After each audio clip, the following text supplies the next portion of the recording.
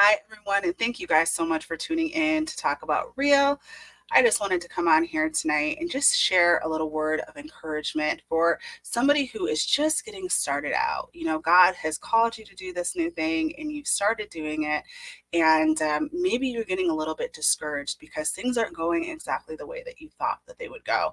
And I just want to encourage you guys to keep on going. I just want to let you know that it does get better. Sometimes when God calls us to do something, we think that we're going to find instant success. We think that we are going to find instant fame, overnight fame, right? I know when God called me to start my podcast, I thought that it was going to like blow up overnight and I was going to get a ton of I thought it was going to be like the number one podcast, right? Because God had called me to do it because it was a God thing. So I'm like, God's calling me to do it. It's going to be big, right? And eventually down the line, God will do with it as he pleases. But I learned that starting out small is not a bad thing for so many reasons because God wants to prepare you before he throws you into something that you're not ready for. You may want that fame, you may want that notoriety and all of that, but God knows that you can't handle it yet, and he doesn't want it to destroy you. So you're going to start out small. He's going to start you out small. God also needs to know that he can trust you with the small thing, trust you with the little thing that he's given you. And once he knows that he can trust you with that, he'll give you a little bit more and a little bit more. It's all about the process. It's all about the journey, and so often we want to give up because we are such a numbers driven society these days. We see the number of likes and hearts and follows and downloads and subscribers and all that. We see that as success. That's how we measure success. But that means nothing to God. He is not worried about boosting our ego, right? He's trying to prune that out of us. He's trying to prune that pride out of us. That's not what it's about. He also needs to know that are we going to continue doing what he has called us to do, regardless of, what other people think? Because we're not supposed to be doing it for other people. We're supposed to be doing it for God. We're not doing it to get praise from other people. If you don't see anybody, you don't see the fruit of your labor right away, are you going to give up? Are you doing it out of love for the Lord? Are you doing it out of obedience? Are you doing it to see his kingdom come? Are you doing it to bring him honor and him glory and him praise? Or are you doing it for yourself? Are you doing it for your own pride? You know, and a lot of times that's what people actually start out doing. And God, he may know that, he may see that. So he's going to try to prune that out of you. And he's going to try to get you to focus on what's truly important. And that is him. And he's going to reveal to you along the way that it is all about him. It's not about you. It's all about God. And once you start to realize that, those likes, those follows, you're not even going to care about that. You're just going to be so excited to be doing things for the Lord, to be doing things unto him, and to know that he is using you.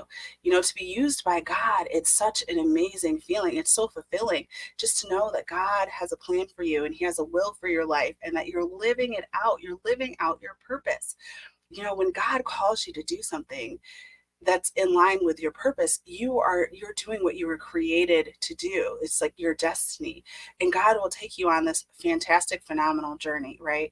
But it's okay to start out small. Do not despise the humble beginnings. There's a verse, I'm sure that if you clicked on this video, chances are you have heard this verse so many times, but I have recently heard it a lot, and it speaks so much to my heart. It like pierces my heart in a good way, right? And it's just like, whew, it's powerful. It's so powerful to me in this moment in time. And it's Zechariah 4:10. And it says, do not despise these small beginnings, for the Lord rejoices to see the work begin, to see the plumb line in Zerubbabel's hand. I might have mispronounced that name, but God rejoices to see you start. He rejoices to see you do the work, to see the work begin. That's what it's all about. It's all about God. It's not about man or anybody else giving you praise or accolades. When you start this, you're going to see that so many people that you thought were going to be cheering you on, unfortunately, do not cheer you on. It might be crickets from the people that you thought were going to be your number one supporters.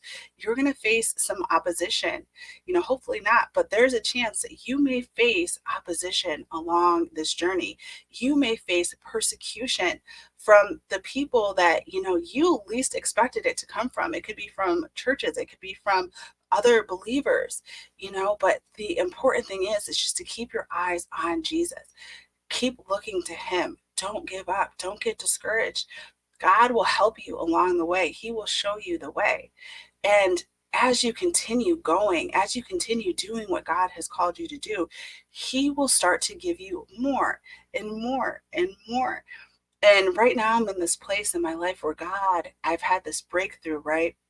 And God is doing more, but I could care less about numbers, and that's the point that you need to get to.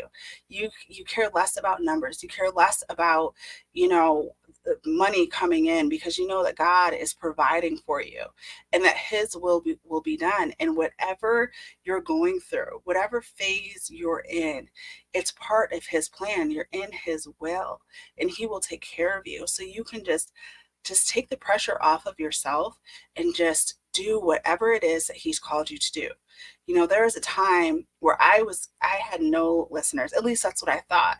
You can't always trust the analytics on some of these platforms, because I thought I had no listeners. I thought, I was just doing this podcast and nobody cared. And I remember just telling God, like, why am I doing this? Like, why do you have me doing this?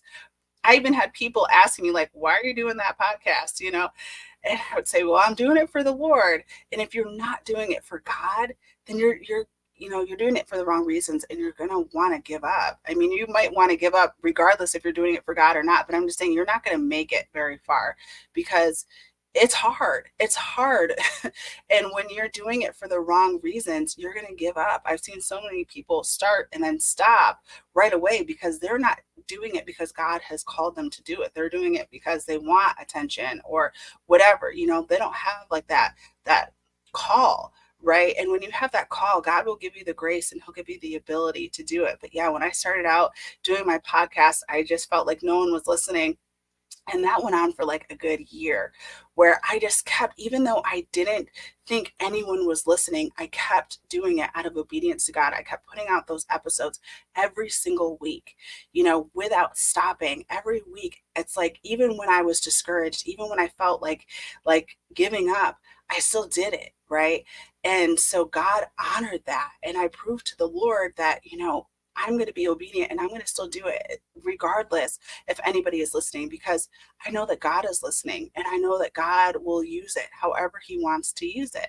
And so at the end of the year, I found out that my podcast had been streamed in like several different countries, and that I had people who I was like their favorite podcast and all of this stuff. And I was like, this whole time I thought nobody was listening. I thought nobody cared.